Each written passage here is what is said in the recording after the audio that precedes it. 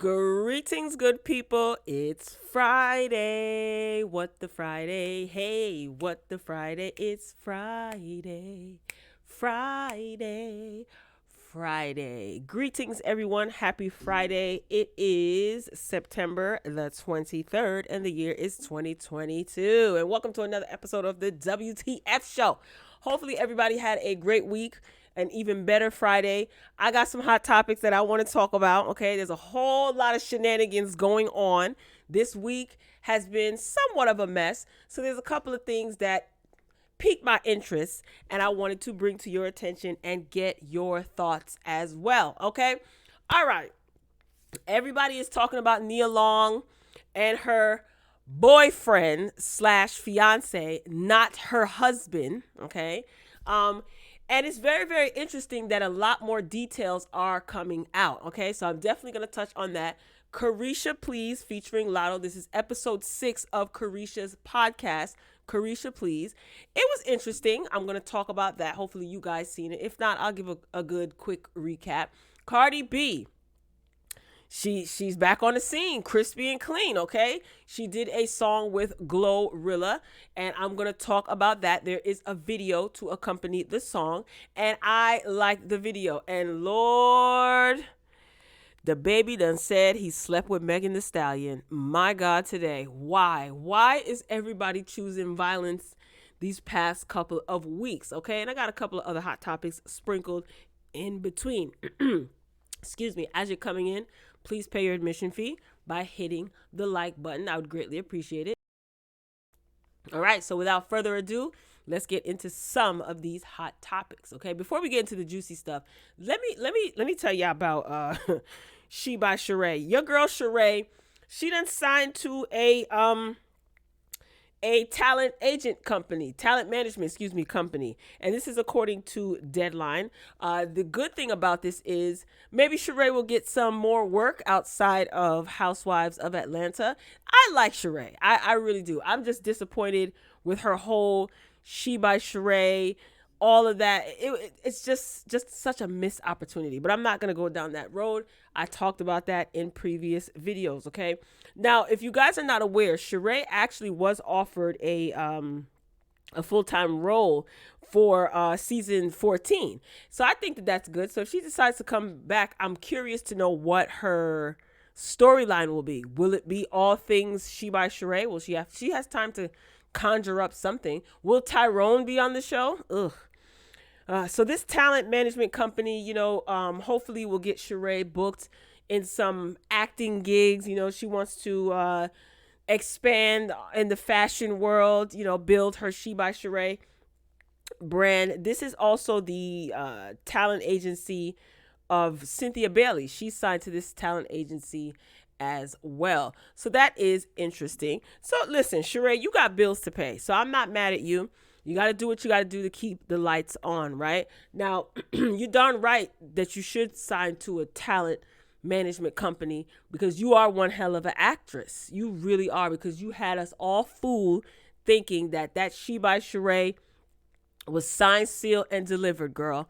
And there's a couple of little, hiccups along the way. But I wish Sheree well. I really want to see her win. I've said it multiple times. And that's good that she's going to be coming back, or she got offered a full-time role for the next season of Real Housewives of Atlanta. Supposedly, they're supposed to start filming the new season in the next couple of weeks. Good for you, Sheree. Good for you. All right, who is up next? Oh boy, this Nia Long story. This is really unfortunate. I talked about this earlier this week. I did a video. I uploaded a video talking about it. And more information is coming out. Of course, anything that's done in the dark will come to the light. That's what the people them say, right? So Nia Long's fiance, not her husband, has been suspended as head coach from his head coach position of the NBA basketball team, the Boston Celtics. Okay. So they are suspending him for 1 full year or the whole season. Anyway, whatever. Who cares? That's not the most important part. So he was having an affair with one of his co-workers. Okay, it was rumored that it was someone on the team, and as spicy as that sounded, that isn't the case that we know of so far, because anything can happen with people, right?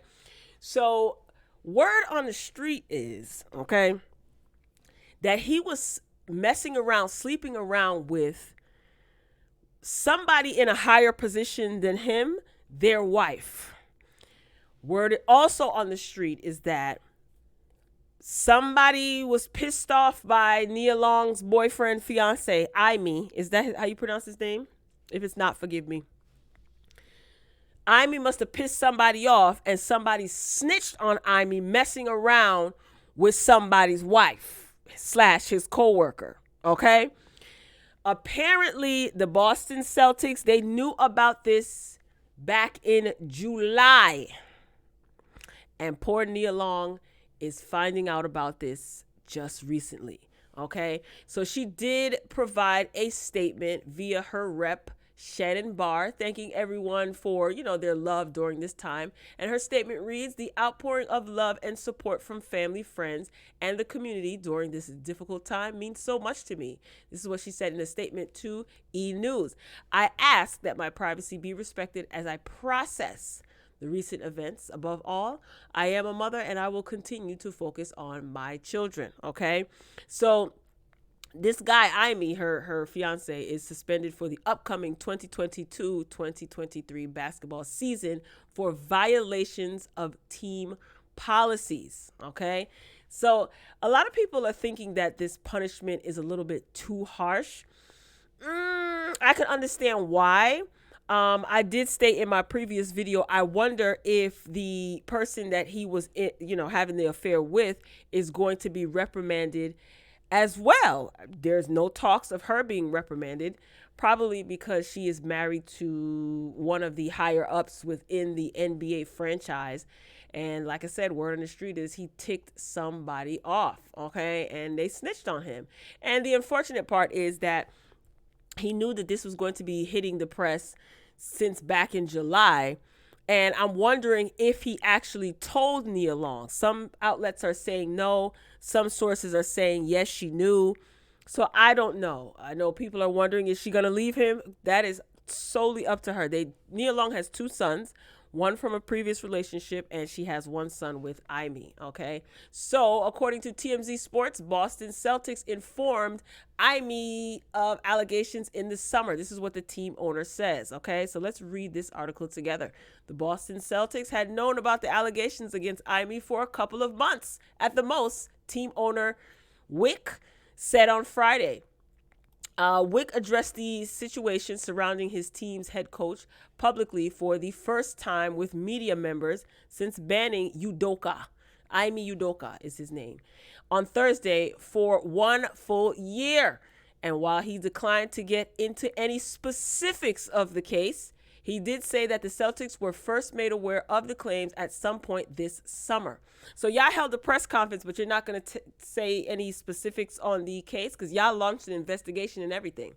Anyway, the owner says that the team immediately brought in a law firm to investigate, and it concluded its probe on Wednesday.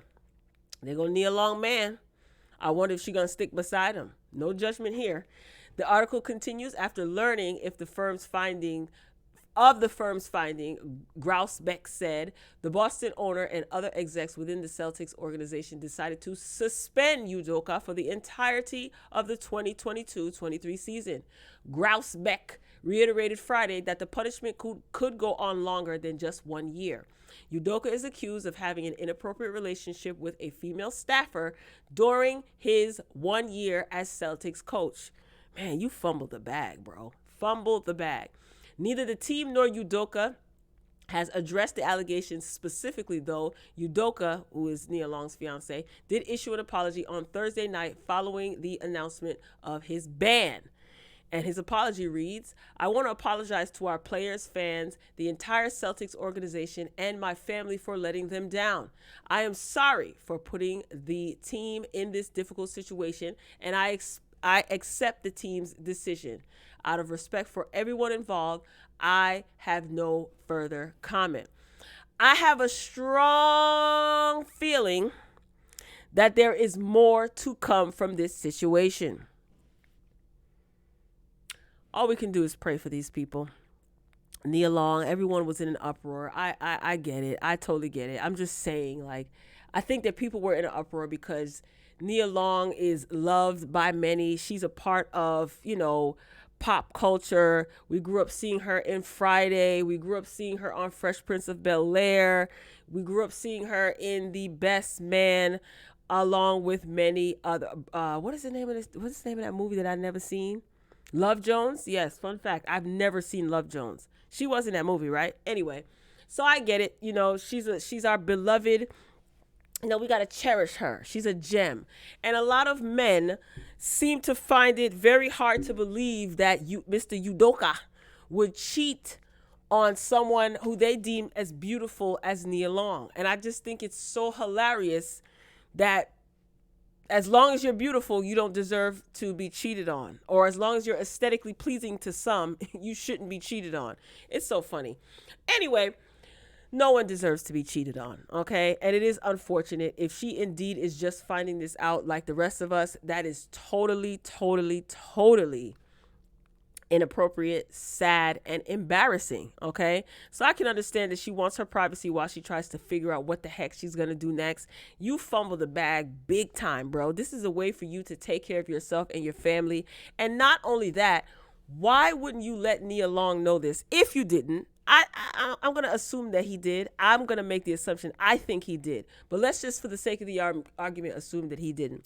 Why would you want her to be publicly embarrassed like that after being in a relationship with her for umpteen years? Y'all have a child together. You don't have any respect for her.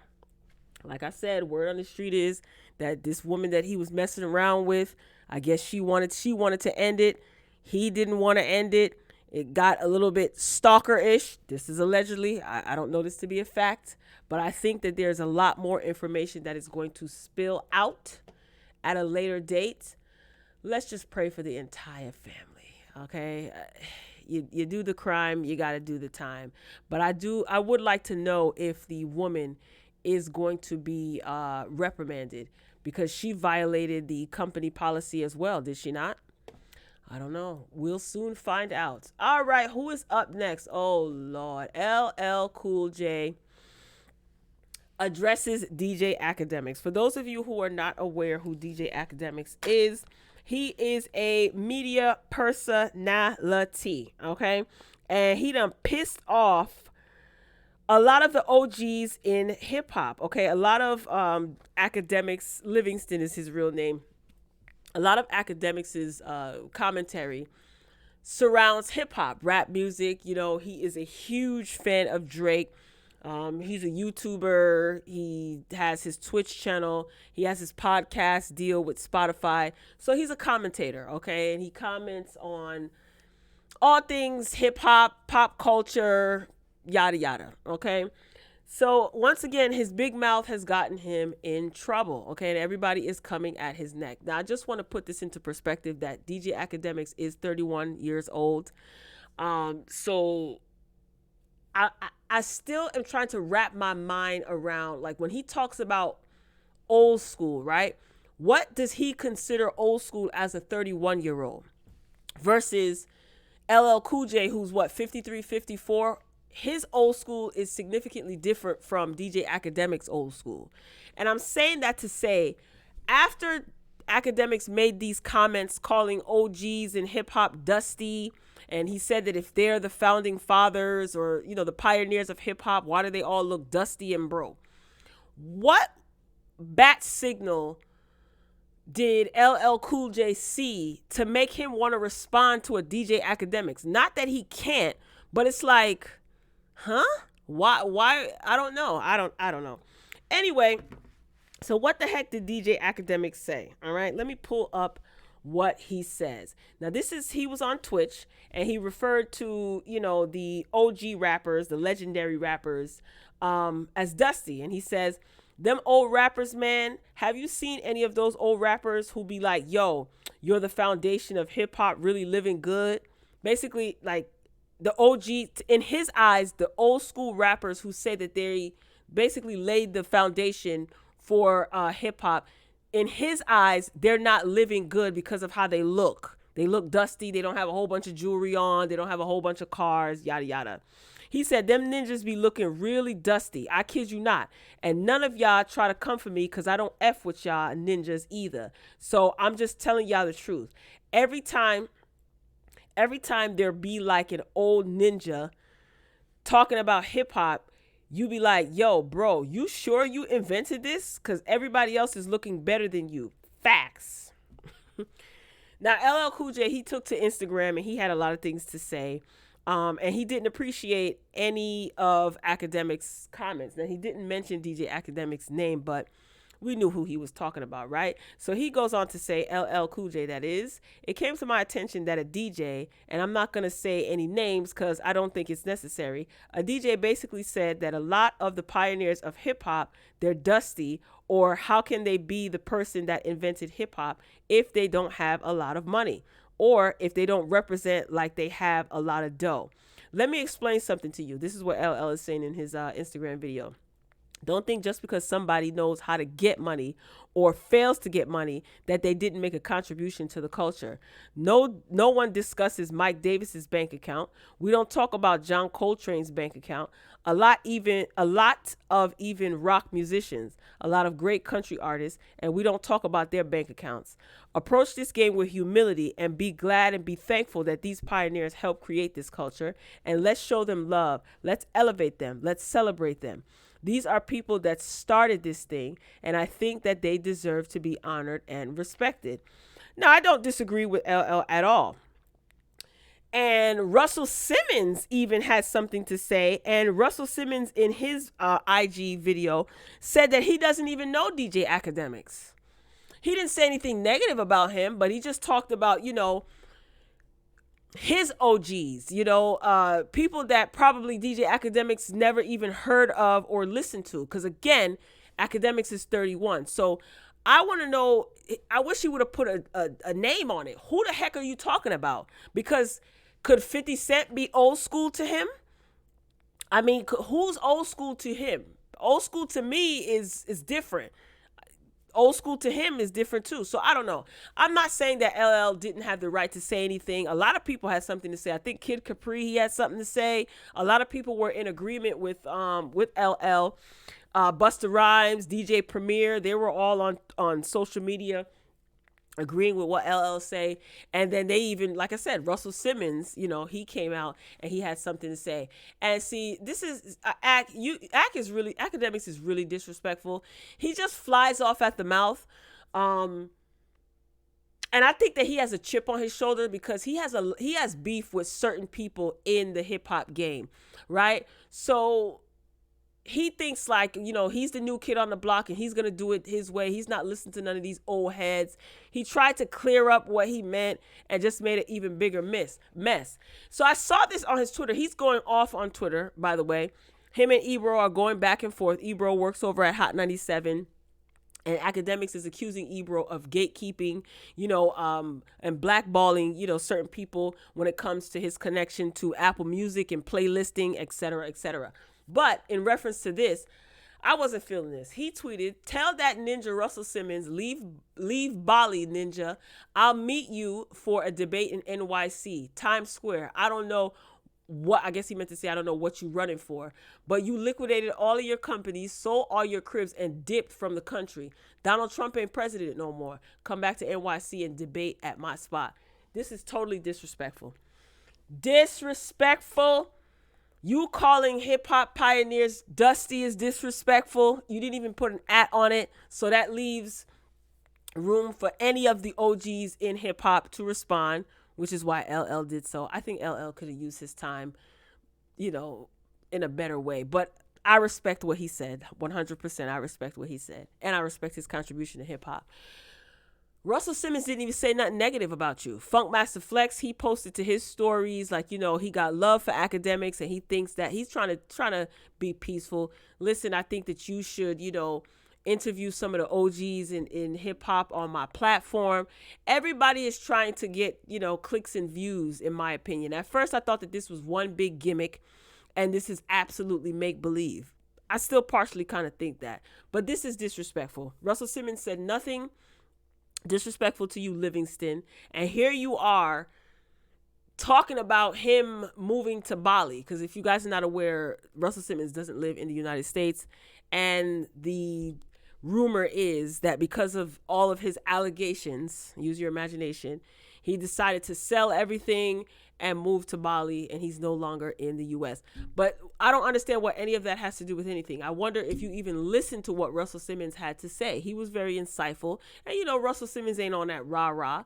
So, this is going to be interesting how this plays out, because I'm pretty sure that there are going to be more people who are going to contribute to this conversation. Why why are you doing this? Are you doing this to get attention? I'm totally and utterly confused. Do you guys listen to DJ Academic? Sometimes he can just be an idiot. He drinks his Hennessy, he falls asleep on the on the stream. He be looking crazy. He likes Drake. Like I said, Drake is his favorite rapper. He listens to a lot of the drill rap. I don't really hear him talking about any of the OGs in hip hop, really, or who laid the foundation down of hip hop. To be honest with you, if it wasn't for the OGs, driving home the point how important hip hop is for the culture, and emphasizing how unity in hip hop is a big part of the culture, would you even be able to give commentary on hip hop or pop? So. Again, Aubrey Graham is his favorite rapper. All right, moving along. Cardi B and Glorilla. Okay, Tomorrow Too. That's the name of the song. There's a video out. Hennessy Carolina was in the video, which is Cardi B's sister. And so was Cardi B's friend, Star Brim. The video was lit. Cardi B looked great. Glorilla looked great. Everybody looked great. They were in the train station. They were twerking. They were hanging out cars with ski masks. Cardi was popping her ish. And I loved every minute of it. This was entertaining. This was cute. This was a great collaboration. You guys know that Glorilla, she had her very popular, still to this day, song, F&F. Just the right amount of ratchet, just the right amount of ghetto, and it was a hit for the summer. So she's continuing on and keeping up the momentum, releasing videos and singles. And this collaboration was cute. Cardi, like she said in her rap, she's rich, but she's still hood as F. And this is right up her alley. They both look great in the video, and they all look like they were having a good time. Okay, there is another image of Cardi and Glorilla. So if you saw the video and you heard the song, let me know what you think. All right, let's move this train along. CARESHA Please, episode 6, featuring Big Lotto. All right, Saucy Santana sat in, and I guess he was co-hosting. A lot of people on Twitter were telling Saucy Santana to shut up. People live tweet with the hashtag CARESHA Please. It was a good reception, but I think a lot of people they felt like Saucy Santana was kind of taking over. There were a couple of instances where he did interrupt CARESHA, but I mean, she kept her composure, and they're all friends in real life. Like Lotto and Saucy Santana went on tour together. And Lotto is actually going to be going on tour with Lizzo. That's huge. They talked about her feature with Mariah Carey. Lotto said that it was fun working with Mariah Carey. She made the process seamless, and she wanted to really roll out the red carpet for Mariah. You guys know that she brought her out at what award show was that? I don't even remember. Was it BET? I don't think it was BET or Billboard. Whatever award show it was where Lotto performed Big Energy, and she brought out Mariah Carey. And she said, she just wanted to roll out the red carpet for Mariah. And Saucy Santana was very cheering her on. He was so giddy and happy. You could tell that he really likes Lotto. And Saucy Santana and CARESHA are best friends, best buddies. So they talked about a myriad of things. Oh, CARESHA was definitely inebriated by the end of the episode. I like the fact that CARESHA is comfortable. She's really getting better with each episode. And she is 20? How old is she? 28? I think she said she's either 28 or 29. Lotto is in her mid-20s. Saucy Santana, I think he's the same age as Caresha. So these kids are in their 20s, and this is the wave. Like they podcasting is a huge thing now. Social media is all the rave. It has been for years, and as long as you get people talking and people feel good, then it works. Caresha has a really fun, outgoing personality, and I see that she's really growing, in my opinion. I know a lot of people think she's ghetto, she's stupid, she's an airhead. I don't think she's stupid by a long shot. I think that people mistake her carefree, jovial, silly nature with her being stupid. Much like a lot of people say about Cardi. They think that because she speaks the way that she speaks, that she's stupid. That's a strong word, stupid. Nah, I don't think either one of these young women are stupid at all. And I love that Caresha is creating a lane for herself. This is hers because she is one half of the group, the City Girls. And if you've lived long enough and you're a hip hop head, you understand that after a while, you hit, especially with women in rap, you can possibly hit a brick wall as it pertains to music. Touring is important. You as a brand is important. Of course, merchandising is important. Collaborations, what brands you affiliate yourself with. All of that is important, especially when you have children, you're trying to feed your family. You have to have other avenues where you can generate buzz and income, right? So I think that this is a good thing for her. Lotto is she seems very outgoing, and she's enjoying herself. She talked about her man. She says in about 1 to 2 years she wants to have children. I don't know who the heck is her man. Is it really 21 Savage? It's a mystery. She says she keeps all of that stuff off of social media. What else did she talk about? She talked about, her BBL, and Caresha said that she loves that she's open about the fact that she has had procedures done to her body. Caresha said, listen, if there's something about you that you don't like, change it. I really wish that she would have kind of pushed going the safer route more, just being socially responsible. But I think she was a little inebriated, but I guess it was implied.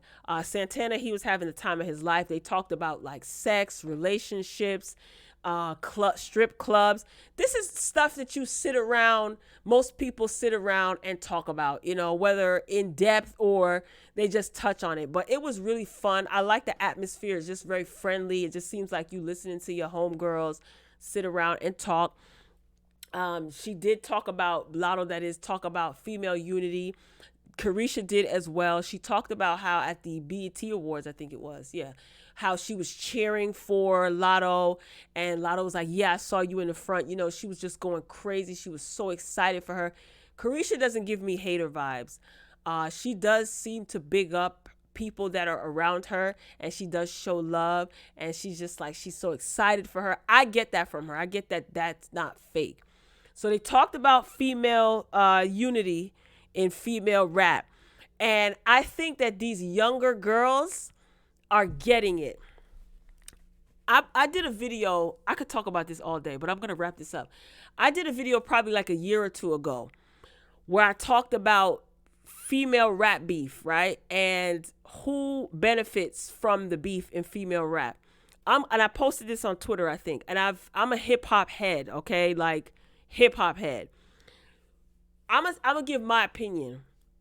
Female rappers beefing in the music industry has never been financially lucrative for females.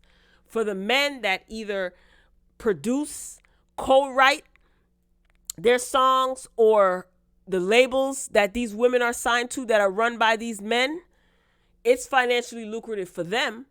But females beefing in rap has never been financially lucrative.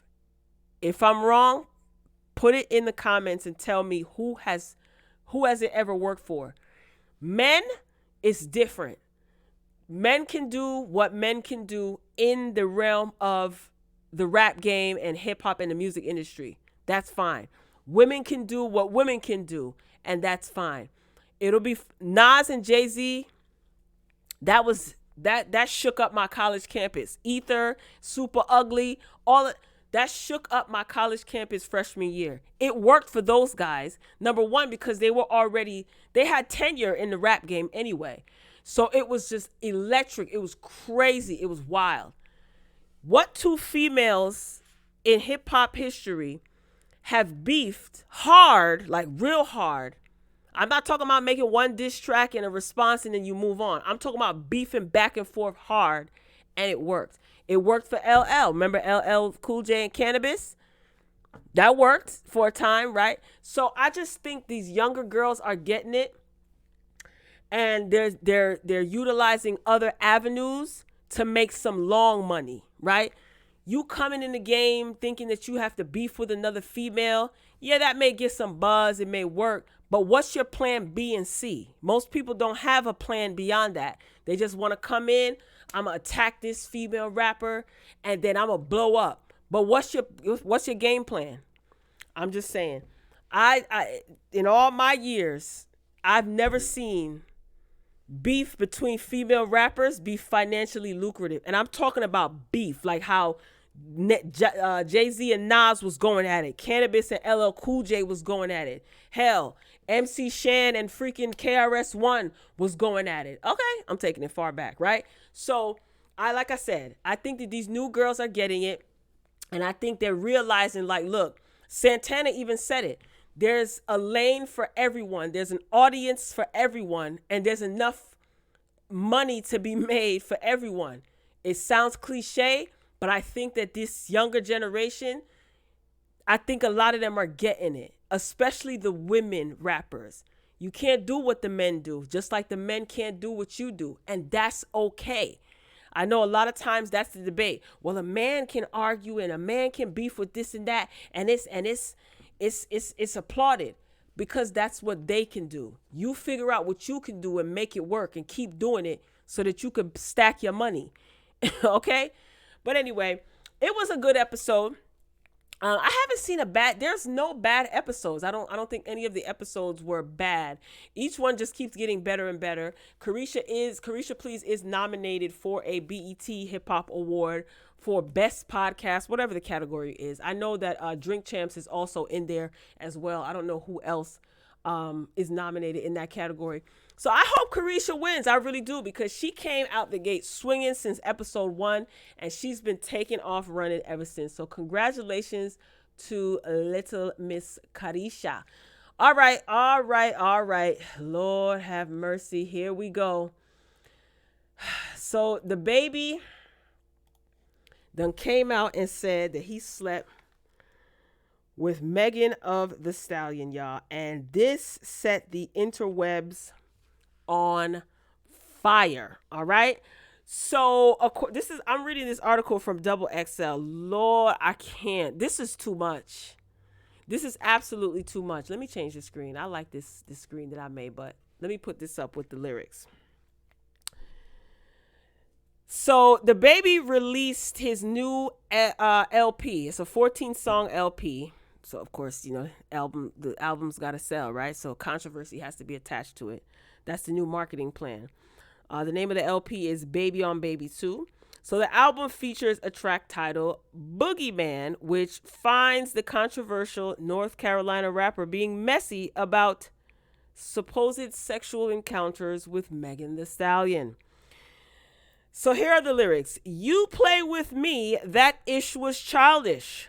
The day before she said that Tory Lanez shot her, I was effing on Megan Thee Stallion. Ooh, Lord have mercy. Now, you guys all know that he's referring to the incident that took place back in July of 2020, where Megan Thee Stallion alleged that Tory Lanez, popped her.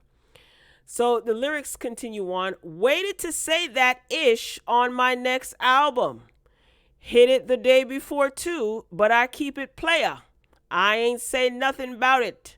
Had her pretty boyfriend tweeting me ready to die about the B like a coward. I didn't hear the song, you could tell. So I'm just reading the lyrics. I told you ninjas don't play. Now you gonna have to handle me. I poke the MFing bear. I'm an animal. All right. So the second part of that rap is goes back to when Partisan Fontaine Party, what they call him, who is Megan Thee Stallion's boyfriend, and the baby were kind of going at it on Twitter. So the baby was kind of taking like jabs at Megan Thee Stallion, and then Partisan Fontaine got into it on Twitter. Yeah, it was quite a mess, and then everybody deleted the tweets, and it was a mess. So because the baby, he made a joke about Tory Lanez, popping Megan Thee Stallion. So obviously Partisan didn't find that funny. So this is what Party tweeted, right? You ninjas is corny. A lot of you women is corny. Any ninja that shoots a woman is PUSSY. Any ninja that sides with it, condones it, affiliates theyself with it, stands beside that type of behavior is a BITCH. Any woman that supports it for any reason is a effing sad, bitter, or confused. When people get mad and they type so fast, it'd be so many typos. Why are y'all okay? Why? When I tell you that I believe that the baby, Tory's peoples, Megan's peoples, maybe not necessarily them, are all in cahoots. If you have listened to my previous commentary about Tory Lanez and Megan Thee Stallion, even just recently when Tory Lanez's trial date got pushed back, right? I always say when it comes to these two in this situation, there's court, there's controversy, and then there's content. Tory Lanez just got into it with August Alsina. Tory Lanez allegedly has an album that's supposed to be dropping, or EP, LP, mixtape, whatever the heck, dropping this month. Megan Thee Stallion is going to be hosting Saturday Night Live tomorrow, September the 24th, 2022. She's going to be hosting and performing on SNL. The baby just released his LP today, his EP, LP, mixtape, whatever, today.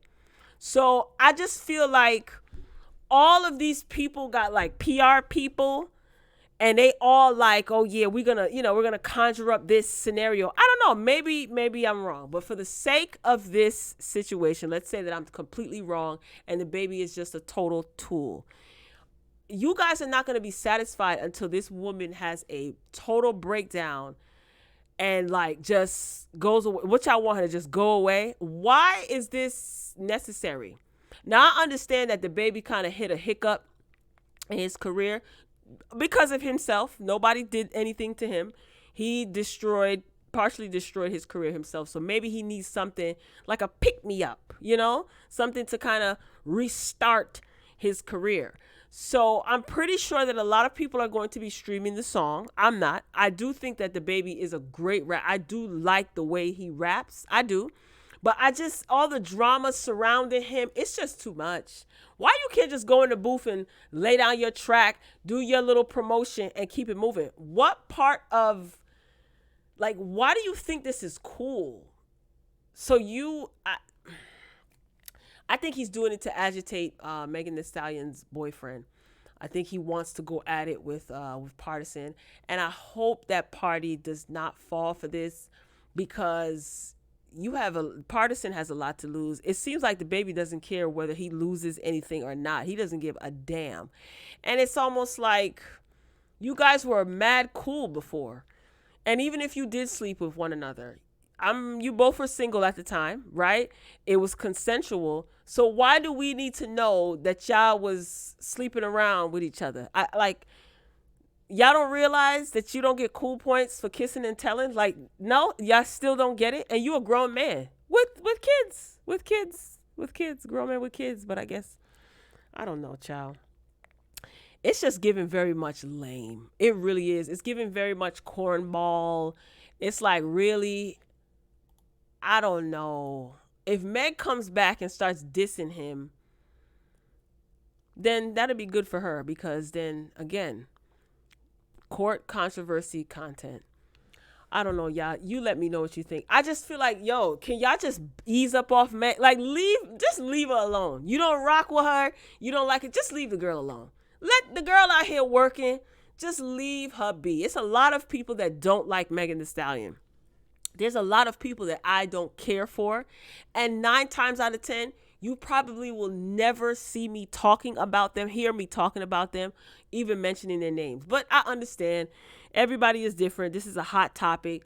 Even if you don't like Megan Thee Stallion, people are going to talk about it. But why do we need to know who you slept with? And like, I don't get it. Like, I really don't get it. What was that supposed to do? Is that going to make Megan Thee Stallion not likable? Like, what if this is true? It just really makes you look corny. The baby. Ugh. All right, y'all. That's all I got. Ain't got no more. Right at the 40-minute mark. Perfect timing. I hope you guys have a fantabulous rest of your Friday. And I hope that you have an even better weekend. I want to take time to welcome all of the new subscribers. I should have done this at the beginning of the video. If you're still here and you're listening, welcome to all of the new subscribers. Welcome to the royal family. All right. We're at 14.5K right now. And I am ecstatic, trying to wreck my brain in a good way, trying to figure out what direction do I want to take the channel now. Okay. So be sure to check out all of the older content if you have time, if you care. Check out the content that you haven't checked out, the videos that I did this week. Familiarize yourself, with the platform. Make yourself comfortable and welcome. I appreciate all of the kind comments, the kind words. I appreciate your subscription. I definitely appreciate your engagement. It doesn't go unnoticed. All right. So that's all I got, folks. I am signing off. Happy Friday once again. I love you for watching. As always, until next time, peace.